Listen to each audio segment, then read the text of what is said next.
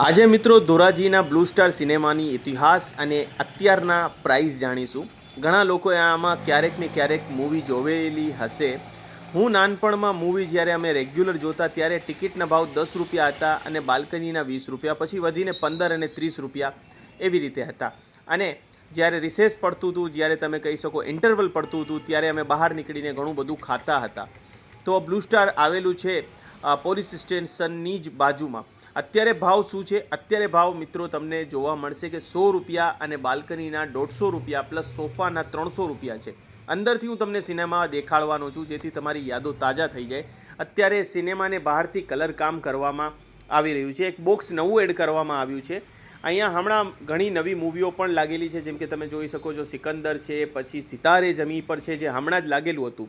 અહીંયા મિત્રો હવે શો બહુ ઓછા કરી નાખવામાં આવે છે. દિવસે 2 શો હોય છે.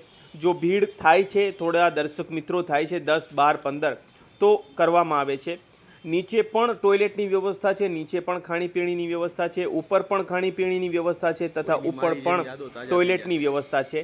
સોચો એક સમયમાં અહીંયા દૂર દૂરના ગામડાઓથી તથા ધોરાજીના બધા લોકો અહીંયા મૂવી જોવા આવતા અને એક સમયે બ્લેકમાં ટિકિટો વેચાતી, જે અત્યારે દર્શક મિત્રો માટે તરસી રહ્યું છે. ચાલો અંદર જઈએ, અંદરના નજારા જોઈએ. થોડું અંધારું હશે, તમે કોપરેટ કરજો, જોવાની ટ્રાય કરજો કે કેવું લાગે છે આ દ્રશ્યો.